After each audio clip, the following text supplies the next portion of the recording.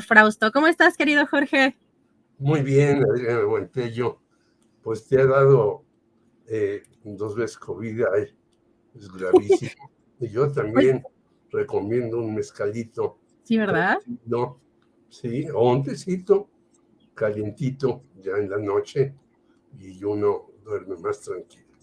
Aquí Pues estamos mira, listos qué bueno que cuando menos Julio se fue de vacaciones, pero tú estás aquí muy bien puesta en la entrevista con la anterior persona es magistral, porque en efecto Estados Unidos no decía nada de Irán. Hasta cuando Irán ya empieza a acercarse a los BRICS, entonces ya, ¡ay, qué horror! Ya pasa esto, aquello y lo demás, que siempre ha pasado y que siempre hemos dicho que las religiones tomadas como sin pensar que lo único que corresponde lo que dice el Alto Supremo, son muy malas. Todas las religiones, incluida lo que yo he llamado la religión marxista. Vimos ahí un padrecito Stalin que era un verdadero asesino por todos lados del mundo. Aquí mandó matar a Ramón Mercader, perdón, a Trotsky por medio de Ramón Mercader. Hay que recordarlo. Entonces, todos los padrecitos supremos que nos dicen, usted no puede salirse un milímetro de esto, no hay que tomarlos en cuenta. gracias, querido Jorge. Pues estamos en un contexto, bueno, no nada más en lo internacional, ahora estamos también un poco atorados aquí previo pues, a estas fechas, querido Jorge, pues que son en teoría un poco más tranquilas, que baja la información, pero ahora amanecimos también con esta mañanera y estas conferencias que da el presidente y declaraciones bastante polémicas sobre el caso del atentado contra el periodista o el conductor Ciro Gómez Leiva. ¿Tú cómo viste estas declaraciones? Ya no tarda en entrar nuestro querido Salvador Frausto, pero iniciar contigo sobre este tema que ha sido bastante polémico, Jorge. Pues yo he leído y escuchado y coincido con mis colegas Francisco Cruz, Federico Arriola, aunque a Francisco tengo el honor de conocerlo, a Federico no, y coincido, yo creo que el señor López Obrador ya no debe de sacar la víscera todos los días y decirnos esto que si escuchamos, leemos a varios periodistas, nos van a dar un tumor en el cerebro. Imagínate, creo que tú no nacías y yo leía a unos periodistas que eran verdaderamente unas sabandijas como Roberto Blanco Moeno, y no por eso me dio tumor en el cerebro, sino yo dije, bueno, este tipo está diciendo una bola de tonterías, yo me tengo que informar en otra parte, y en mi época, quiero decirte que radio y televisión, pues estaban más controladas que ahora, ¿no? Mucho más controladas. Realmente no tenías posibilidad de hacer las cosas. Yo inicié mi carrera periodística en el periódico El Nacional, que era el periódico del gobierno. Y un día que le pregunté a un director, oiga, ¿cuántos ejemplares tira el periódico El Nacional? Me dijo todos porque no se vende ninguno. Entonces, yo tuve que iniciar ahí porque no tuve posibilidades en otra parte y obviamente lo hice guardando mi distancia, tratando de entrevistar a personajes de la cultura que tenían mucho que decir, como Juan José Gurrola, eh, el maestro Gurrola, que me dio una entrevista estupenda, en fin. Yo creo que hay que ver de todo, pero con una idea de qué mundo quiere uno. Como decía José Martín, por los pobres de la tierra quiero yo mi suerte echar. Si uno está en esa trinchera, pues puedes leer a cualquier tipo horrible. Yo he tenido polémicas con el señor Fernández Menéndez, que es millonario y vino aquí con una mano atrás y otra adelante. ¿Y por qué se hizo millonario? Pues hay que investigarlo.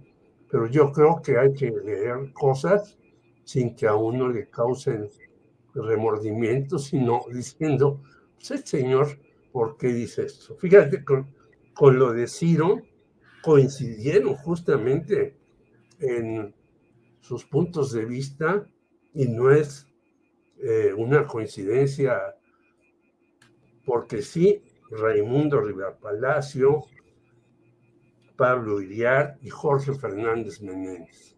Ellos están obviamente en un bando, sabemos por qué están ahí, sabemos por qué algunos los hicieron directores de Notimex, que sigue el asunto ahí, no lo resuelve el gobierno, pero yo creo que hay que leer de todo y sacar las conclusiones. A mí lo de Ciro, con todo respeto, me parece que no fue, primero, qué bueno que no le pasó nada, le mando mi solidaridad, a pesar de que discrepo con él. Yo lo entrevisté 2 veces cuando lo del Canal 40, abrí los espacios, cosa que él nunca ha hecho conmigo en otros momentos, pero eso no importa. Pero fíjate que yo no creo que un cártel sea tan tonto de mandar como si fuera Colombia de los años 70 a 2 señores con metralletas para tratar de asesinarlo. Yo creo que hay que llegar al fondo de esto y creo que sí la tienen muy difícil la señora Claudia Sheinbaum, que anda echando porras por Yucatán, y el señor García Harfuch, que él ya recibió un atentado de verdad hecho con gran precisión y por fortuna no le sucedió nada. Gracias, querido Jorge. Pues ya está con nosotros por acá nuestro querido Salvador Frausto. ¿Cómo estás, Salvador? Muy buenas tardes. Hola, Adriana, qué gusto estar aquí en este espacio y saludarte, igual estar con el querido Jorge. Pues acá andamos arrancando la semana, Adriana. Gracias, Salvador. Oye, pues todavía no se ve que baje lo fuerte. Parecía que normalmente, tradicionalmente, estos días ya no había mucha información y ya tendríamos que rascarle de pronto, ¿no? A las notas, pero estas declaraciones del presidente, que incluso hace pues un llamado a la gente para que le ayude por si tienen información, si es pues es un atentado para desestabilizar a su gobierno. ¿Qué piensas, Salvador? Sí, bueno, pues se han manejado, creo que podríamos resumir lo que se ha conversado sobre todo en redes sociales y en medios de comunicación, en 4 escenarios, el tema del 4 hipótesis, el atentado contra el periodista Ciro Gómez Leiva, que por supuesto lo lamento muchísimo, me parece gravísimo que haya un ataque directo contra un periodista en la Ciudad de México, además es gravísimo, habla de esta circunstancia, en primer lugar, que vivimos los periodistas, de estar en circunstancias vulnerables, y ahora le toca a un periodista, pues digamos, de muy famoso, de una influencia muy importante, y es pues reprobable y lamentable. Pero yo veo 4 escenarios, Adriana, que se han planteado en los últimos días. Uno es que pudiera ser un grupo de interés, un grupo contrario al proyecto político del presidente López Obrador, como el propio López Obrador lo dijo esta mañana, y también al día siguiente del atentado hay que subrayar un comentario que hace el presidente, que dice, bueno, podría un atentado, un ataque a un periodista tan importante como Ciro Gómez Leiva, pues generar una circunstancia de desestabilización política, y eso pues nos trae recuerdos de aquel 1993, de 1994, lamentables, en el que pues grupos de interés, grupos políticos desestabilizaron al régimen de Carlos Salinas de Gortari, y a mí me parece que esa línea de investigación hay que seguirla con mucha atención, porque no solo estaría en riesgo periodistas como Ciro Gómez Leiva, sino muchos otros periodistas que se han colocado en una posición, digamos, muy combativa frente al gobierno, por un lado, o que están en posiciones cercanas a las de la oposición o a la de los grupos empresariales. Pudiera ser peligroso este escenario para otros comunicadores, para otras figuras políticas, para empresarios, para líderes religiosos. Entonces, a nadie quisiéramos que ese escenario fuera este atentado contra Ciro una especie de advertencia de que pudiera algún grupo tener algún interés en desestabilizar el gobierno de López Obrador, y sin duda, pues de la mano viene el escenario o la hipótesis B, los que hablan de un supuesto autoatentado. Yo lo descartaría completamente. Es francamente poco probable que el periodista haya buscado ponerse en tal riesgo. Vimos los disparos que dieron justo en un área, eran profesionales los sicarios. En la ventanilla, ¿no? En la ventanilla. Exacto, en la ventanilla, entre la cabeza y esta parte, ¿no? Es decir, la precisión de los disparos, yo creo que nadie aunque tuviera un auto blindado, se pondría en ese tipo de riesgos, salvo que estuviera muy loco, ¿no? Y no me parece que sea el caso del periodista Ciro Gómez Leiva. Una tercera hipótesis que se ha manejado es que pudiera ser algún grupo cercano al presidente López Obrador, o que el propio presidente López Obrador, como habla y ha criticado a Ciro Gómez Leiva, pudiera generar eso.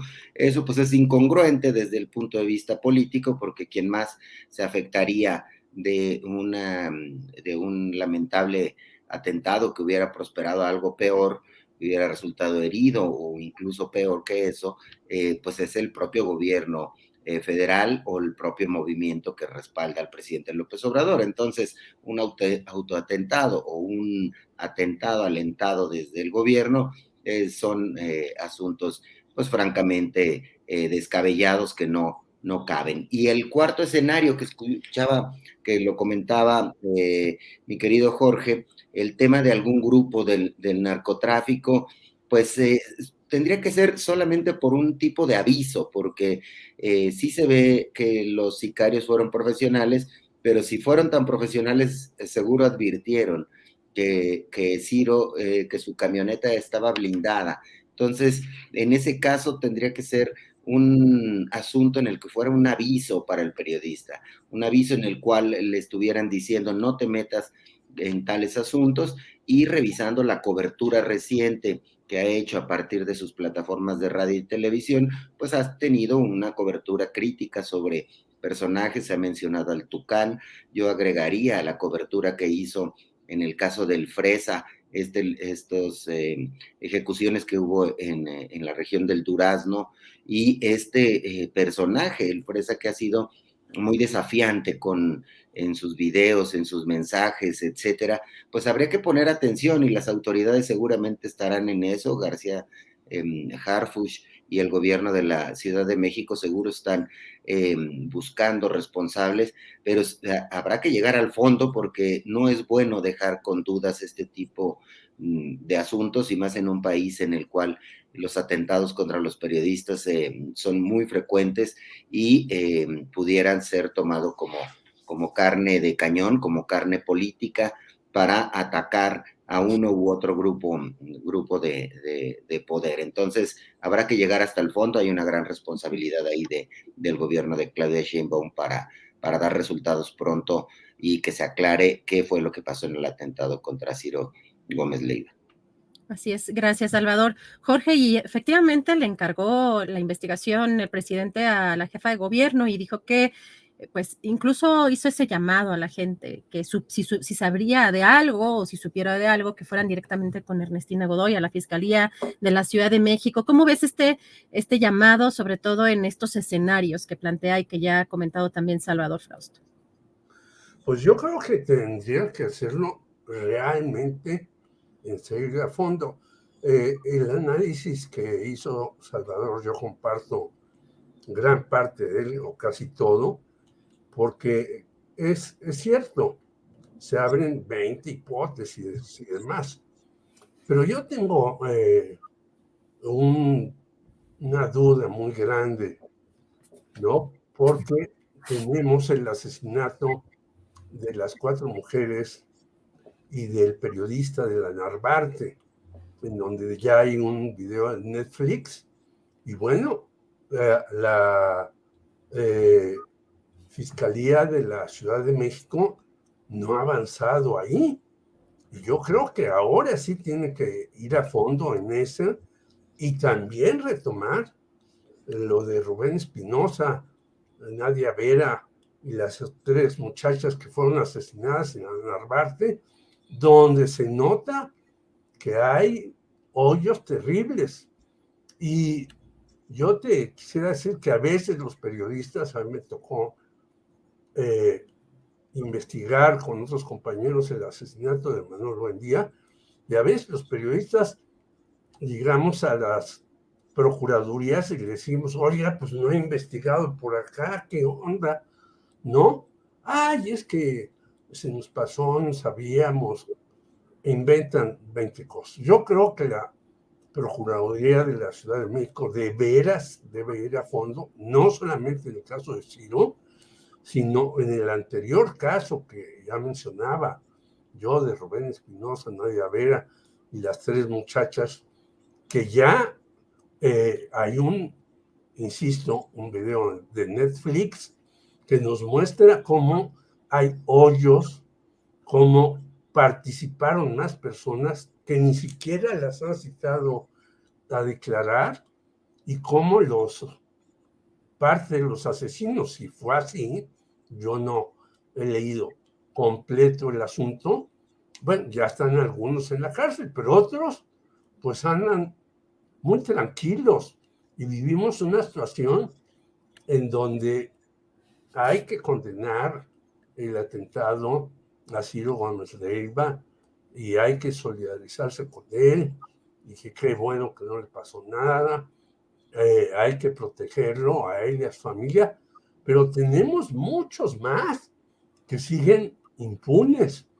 Y yo he dicho, en algunos casos, como en el caso, por ejemplo, de varios compañeros, entre ellos de Javier Valdés en Sinaloa, bueno, pues ya Damaso López, hijo del Minilic, ya está libre en Estados Unidos.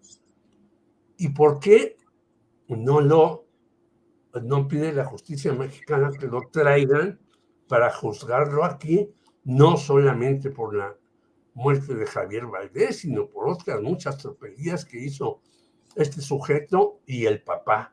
Por lo tanto, yo veo que hablamos antes, qué bueno que entrevistaste a este especialista, de cómo crímenes incluso cometidos por el Estado quedan impunes, ¿no? Y es gravísimo, gravísimo que los asuntos de Estado no se lleven a cabo como se debe. Por eso después crece muchísimo la violencia y la inestabilidad en los países.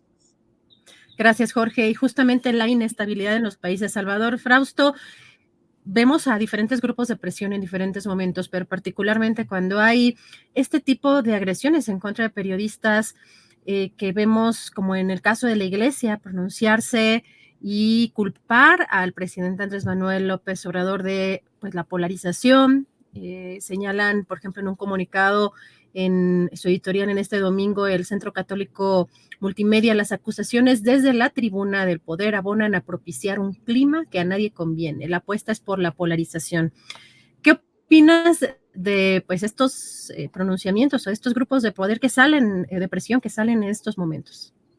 Es muy interesante la pregunta, Adriana, porque justamente después del atentado hay que observar cuáles fueron los principales pronunciamientos y desde qué sectores venían.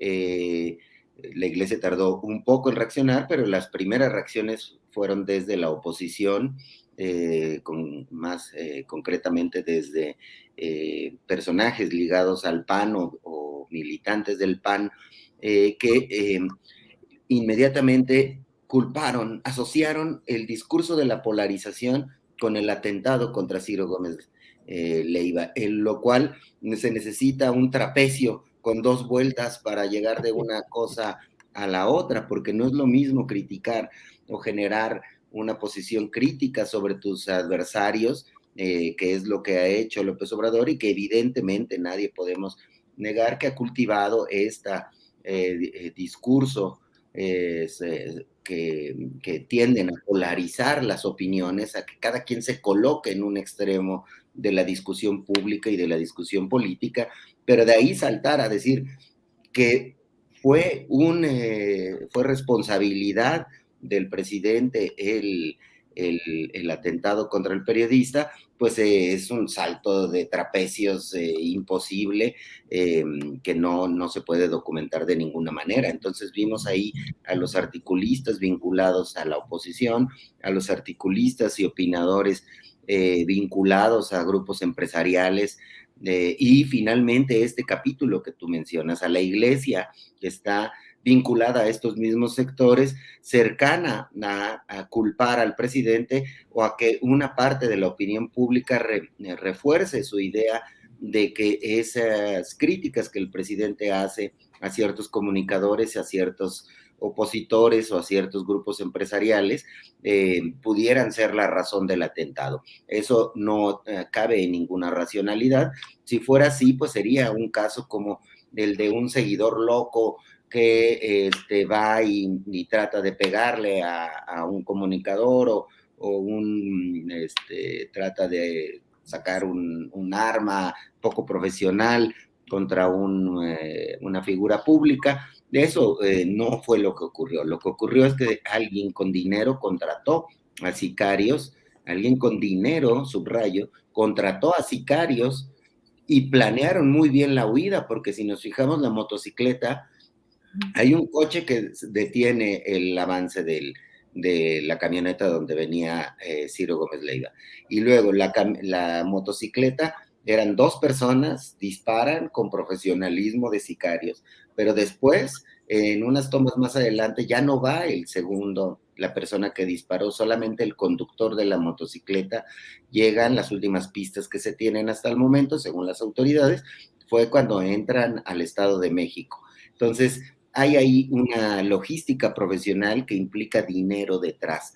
Así que haya sido quien haya sido, como diría el expresidente Felipe Calderón, ahí una certeza es que hay dinero detrás de la planeación de un ataque directo a un periodista importante que conmocionó a la opinión pública y vuelve a generar una ola de opiniones de que pudiera el presidente o su gobierno estar alentando ese tipo de atentados, lo cual pues no tenemos absolutamente ninguna evidencia y no hay ningún racional para plantear un asunto así. Yo veo mucho más las orejas de un grupo de interés en el que haya dinero e intereses políticos detrás del atentado. Gracias, Salvador. Jorge Meléndez, ¿cómo ves tú estos grupos de presión como la Iglesia Católica pronunciándose al respecto y sobre todo con con este señalamiento claro al buscar culpar al presidente de esta polarización? Bueno, yo quiero decir que mi madre me hizo ir a la iglesia desde chiquito y era yo católico, apostólico y romano hasta que llegué a la prepa 7 y empecé a leer a Marx. Y esta iglesia mexicana que tenemos desde hace muchísimos años es impresentable. Yo fui censurado 2 veces del Financiero porque dije el asunto de Marcial Maciel. No hay que repetir mucho, pues este señor era un depredador en todas las formas, de niñas, de niños, de señoras, etc. Y hemos tenido a Norberto Riveras y a Onésimo Cepedas que a mí me tocó ir invitado por un amigo mío a una fiesta de Onésimo Cepeda. Híjole, ¿no? Aquello era la iglesia en el mayor descaro total. Entonces, que estos señores ahora nos vengan a decir, es que el señor López Obrador está mal, porque, ¿de dónde parten para eso. Por eso yo decía que las hipótesis de mi colega Salvador eran correctas. Hay que investigar donde haya que investigar. Por ejemplo, cuando nosotros lo hicimos, en el caso de Manuel Buendía, dijimos, ¿por qué llegó tan rápido el señor José Antonio Zorrilla Pérez de Gobernación a el despacho de Manuel Buendía? Bueno, en un tiempo récord. Pues porque ya sabía que iba a pasar eso e iba por los archivos que tenía Buendía acerca del narcotráfico y la iglesia metida ahí. Por lo tanto, yo a la iglesia, sobre todo, no a los curas que se la juegan en los poblados, a los que han estado con la teología de la liberación, como Sergio Méndez Arceo o muchos otros más, sino a los dirigentes de la iglesia les creo poquísimo. Es como si fueran locutores de la vieja televisión que nos decían la verdad que les mandaban decir, entre comillas, y nos querían engañar desviando las cosas. Yo creo que la iglesia vuelve a hacer el ridículo nuevamente, no se da cuenta, y por eso, si uno lea Helio Masferrer en el Universal, pues ya antes éramos el 99% de mexicanos católicos, ya somos menos del 70%, y de esos los que cumplen con su obligación de ser católicos son como el 30%. Eso es lo que se merece la iglesia por decir tantas mentiras por medio de sus jerarcas. Gracias, querido Jorge. Y pues tenemos ya unos minutitos para terminar este programa, pero antes de cerrar, no sé si les parece hacer algún comentario de este pues, mundial que pasó, una final que muchos dicen, por lo que he leído, porque yo no sé fútbol, pero ustedes también me dirán, para escuchar su opinión, que fue de lo mejor que ha habido esta final, pero también vimos ahí que la cultura falocéntrica sigue bastante presente, por si podemos poner la foto por ahí, que llamó mucho la atención, que no quiere decir que tenga que opacar tampoco el triunfo de Argentina, ni que todo eso represente lo que está haciendo este personaje Dibu, ¿no? Dibu Martínez, me parece que es el portero, que sea lo representativo ni del fútbol argentino ni de la cultura argentina, pero llamó mucho la atención hasta la mirada también de uno de los anfitriones, ¿no? Pues de ese país. ¿Cómo ves, Salvador, este mundial que pasó? Tanto el papel de México, bueno, un paso súper fugaz, y cómo viste tú al final, pues todo lo que sucedió este fin de semana. Sí, bueno, pues en época de mundial todos nos volvemos expertos en el fútbol, ¿no? Le corregimos a los entrenadores sus cambios de por qué no llevaron a tal jugador o al otro. Y bueno, esa es una de las cosas muy interesantes del fútbol, que nos permite participar en opinar y en entusiasmarnos en un evento deportivo, pues, que entusiasma y crea ilusiones, expectativas y por supuesto, pues, entretenimiento, que es muy, muy interesante. Yo pienso que es fabuloso ver a figuras como Lionel Messi consagrarse, terminar una carrera, haber participado en 5 mundiales, haber metido muchos goles, llevarse el trofeo de mejor jugador del mundial, y pues es una delicia, sin duda.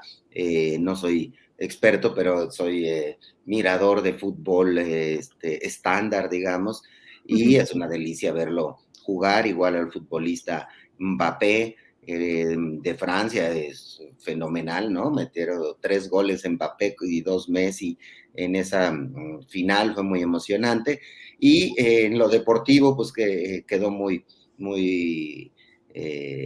bien el objetivo de que fuera un evento competitivo donde se mostrara la fuerza deportiva de unas u otras selecciones.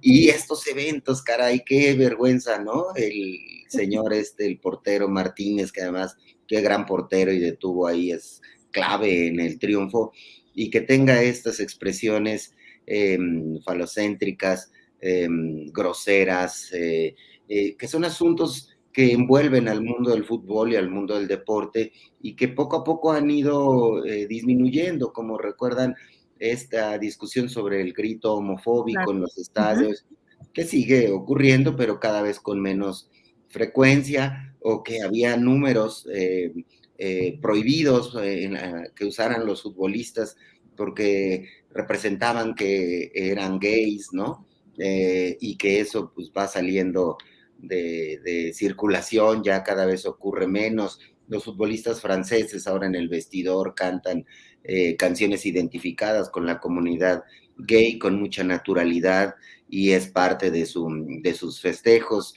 Aparentemente la pareja de Mbappé es una persona transvesti o transexual, más bien transexual.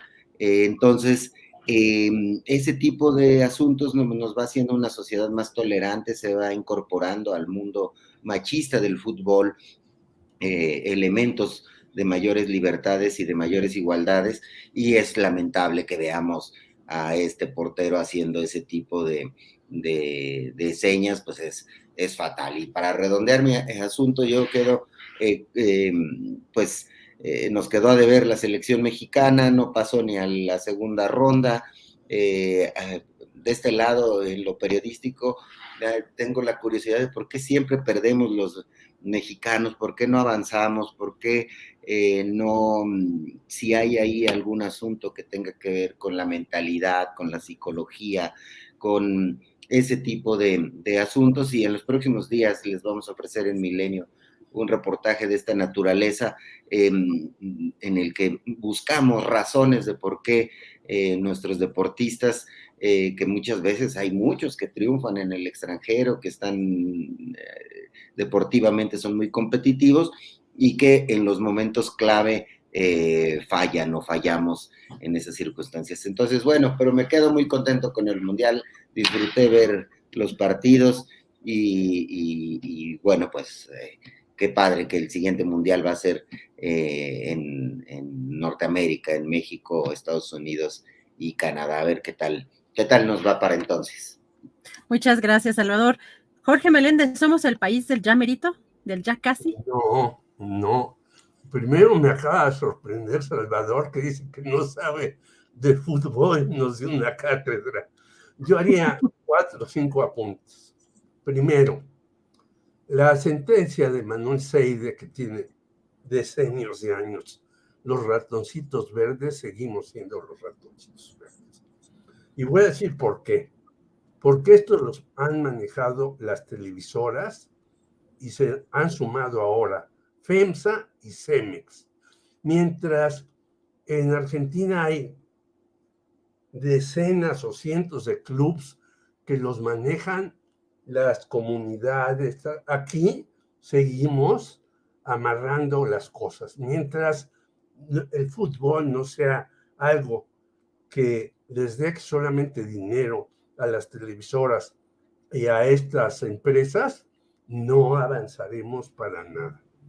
Segundo lugar, este señor Martínez es un excelente portero, pero yo creo que está para hacerle la lobotomía al pobre, porque no puede ser que haga ese gesto después de que su equipo demostró que era en mucho tiempo mejor que Francia. Francia supo aprovechar muy bien sus momentos, pero que este señor haga este desplante, pues me parece que lo deberían de meter a una rehabilitación en serio para que entienda que es la vida.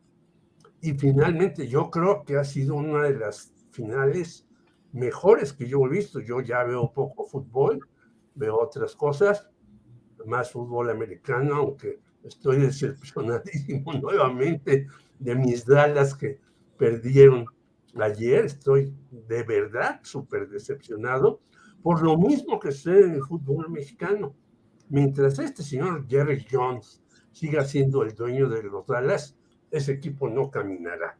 Entonces, es lo mismo. cuando tú quieres agarrar todas las cosas y no dejas que se distribuya, ve la cantidad de gente que hubo. Desde ayer me mandaron amigos en Argentina que están en diversas partes, la celebración.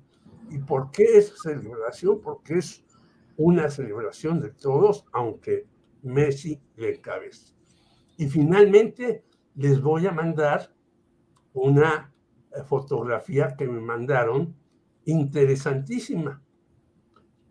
Francia ganó el Mundial en no sé qué año, 86, no sé.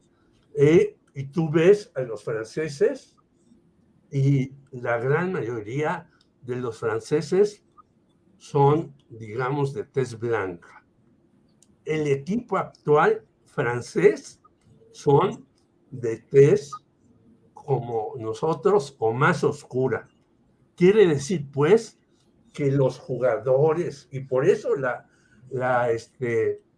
sorpresa de Marruecos, quiere decir que cuando tú les pones la pelota y pones a jugar a gente que tú consideras inferior, que ese es nuevamente el asunto, pueden dar muchas sorpresas. ¿Quién ha sido, por ejemplo, un gran jugador mexicano? Pues Jorge Campos, que tú lo ves y dices, como dicen estos señores anti-AMLO, indio patarrajada, bueno, pero era portero, delantero, medio y demás. Quiere decir que si no abrimos las puertas de la vida y nos encerramos, así nos va a ir como nos fue en el Mundial a México.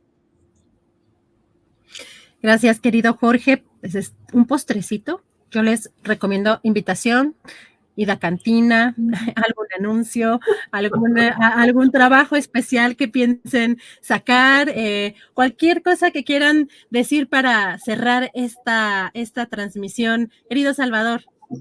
Sí, Adriana, bueno, pues nada más celebrar también la gran actuación de Marruecos, un país que muchos de sus futbolistas migraron a varios de los países a los que derrotaron, ¿no? Es decir, hicieron carrera estos futbolistas en países como España, en varios países europeos, y finalmente tuvieron un desempeño buenísimo y que muchas veces son criticados los ciudadanos que migran hacia buscar nuevas oportunidades. Es también un signo de nuestros tiempos el triunfo y la gran actuación de Marruecos. Y finalmente solo decir que hoy encontré dos nuevas coincidencias que tenemos muchas, mi amigo Jorge y yo, porque también le voy a Dallas, Jorge, y también, también estoy decepcionado.